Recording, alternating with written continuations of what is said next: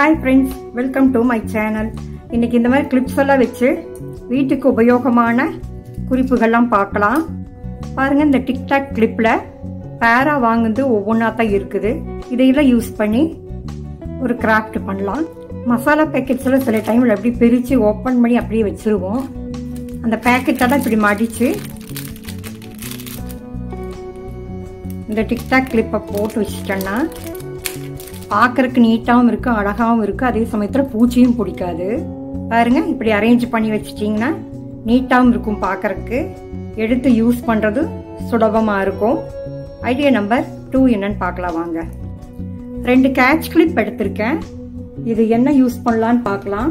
என் video first time பார்க்குறீங்கன்னா சேனலுக்கு subscribe பண்ணிக்கோங்க, பெல் பட்டனை ப்ரெஸ் பண்ணிக்கோங்க. அப்போதான் போடுற வீடியோஸ் எல்லாம் சீக்கிரம் வந்து சேரும்.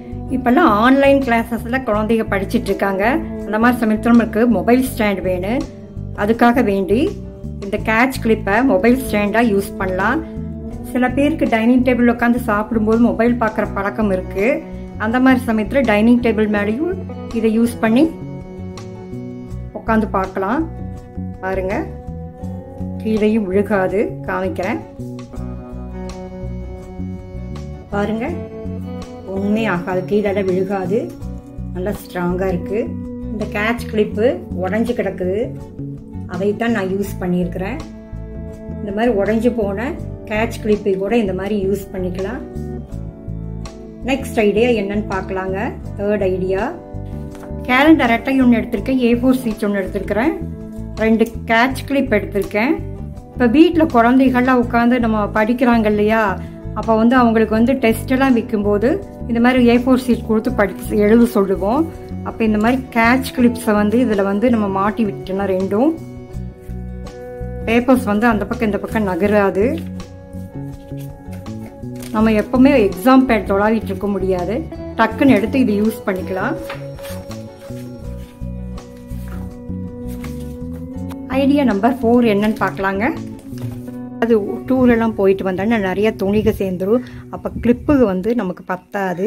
அந்த மாதிரி சமயத்தில் இந்த மாதிரி கேட்ச் கிளிப்புகள்லாம் யூஸ் பண்ணி நம்ம துணிக்கு போட்டுக்கலாம்.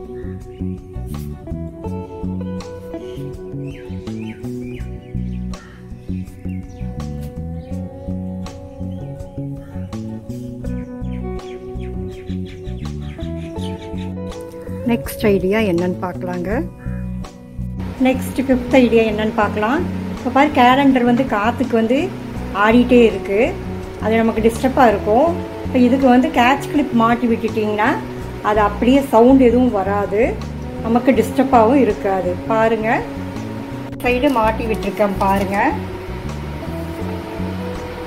இந்த ஐடியா பிடிச்சிருக்குங்களா? நெக்ஸ்ட் ஐடியா என்னன்னு பார்க்கலாம்.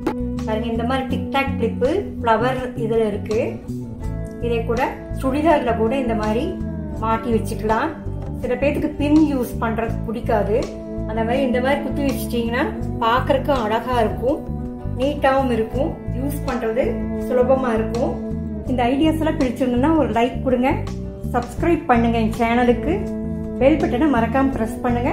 அப்போ தான் நான் போடுற வீடியோஸ் எல்லாம் சீக்கிரம் சேரும். மறக்காமல் உங்கள் ஃப்ரெண்ட்ஸுக்கெல்லாம் ஷேர் பண்ணுங்க. நெக்ஸ்ட் ஐடியா என்னன்னு பார்க்கலாம் வாங்க. ஒரு வேஸ்ட் வடிகட்டி ஒன்று எடுத்து வச்சுருக்கிறேன். இந்த மாதிரி ஸ்லைட் ஊசி ஒன்று எடுத்து வச்சுருக்கிறேன். வடிகட்டியில் ஒரு ஹோலை போட்டு இதை உள்ளே இன்சர்ட் பண்ணிக்கலாம். பேக் சைடு ஃபெவிபாண்ட் அப்ளை பண்ணி ஸ்ட்ராங்காக ஒட்டிக்கோங்க. இது எதுக்கு யூஸ் பண்ணுறோன்னா இந்த மாதிரி ஸ்பூன்ஸ், பிளாஸ்டிக் ஸ்பூன்ஸ் எல்லாம் நம்ம அப்படியே எங்கேயாவது வச்சுருவோம், அதைய இதில் மாட்டி வைக்கிறதுக்கு யூஸ் பண்ணிக்கலாம். கிச்சனில் இப்படி மாட்டி வச்சிட்டிங்கன்னா இந்த மாதிரி ஸ்பூன்ஸ் எல்லாம் மிஸ் ஆகாது, எடுத்து யூஸ் பண்ணுறதுக்கும் சுலபமாக இருக்கும். இந்த ஐடியா எப்படி இருக்குதுங்க? பிடிச்சிருக்குங்களா?